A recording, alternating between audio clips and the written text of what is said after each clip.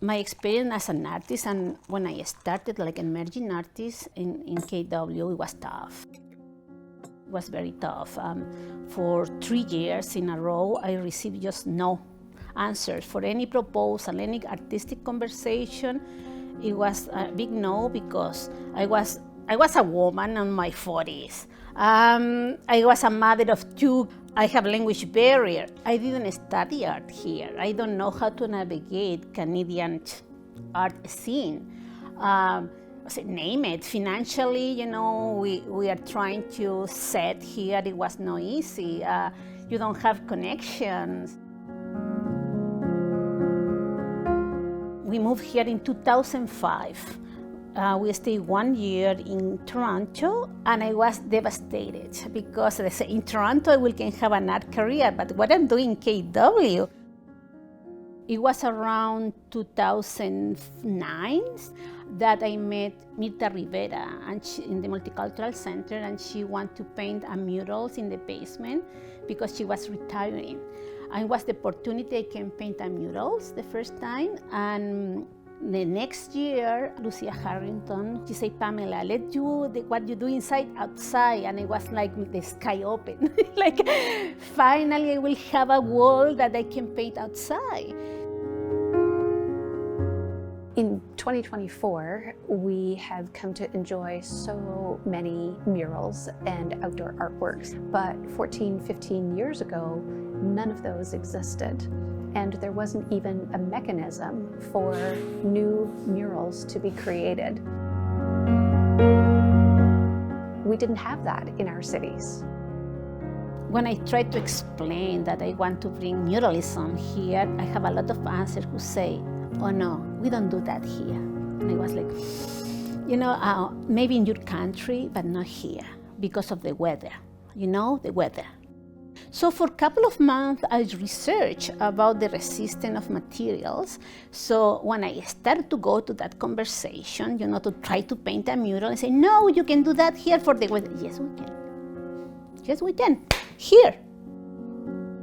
Educating the people about the cost of public art, it was a very challenge in the beginning. You need to spend money to have a long life mural and with free of maintenance. So my first approach to that, it was like, oh yeah, I have $500. And I say, like, what I do with $500? No. And after that, for me, it was challenging to understand the public art guidelines of the city because they are different from Kitchener to Waterloo. So it was, very small step. That is why it took me 3 years to paint my first mural.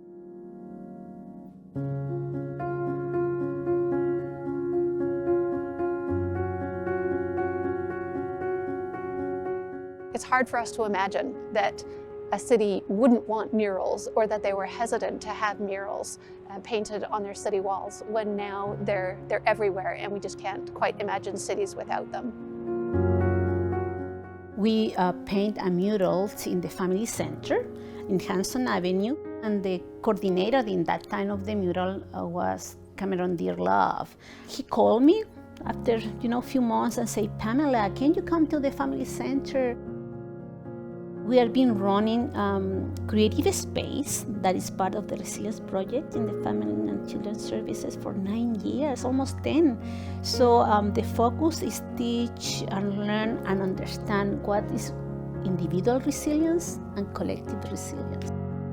So the Resilience Rebels are youth who are under the service of the social services. So we capture how they experiment grief. It's a mix of feeling in the beginning because they have to share something that is very intimate, right? So this is the name of the group.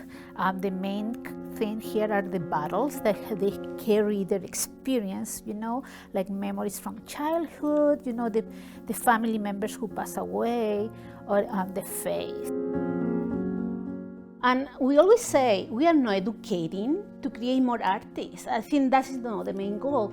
The main goal is educate in art to have the creativity of the child move with them when they turn youth, and they move when they're an adult. So we are educating for adulthood. This is our first mural with the creative space with the children, and this time we was talking about disabilities, how affect right our life, and we decide to do it with ceramics. So it takes you around 6 months between the design, the little pieces, but we call it a follow your dreams. And part of the resilience is, how to find a way that you recover, from trauma or for having bad moments. So when we are painting this one on ceramic, they broke. So we have a very big crack, and was exactly the good example of what is resilience. You put it together and keep it going. So the kids love it. They put their names with their hands right there.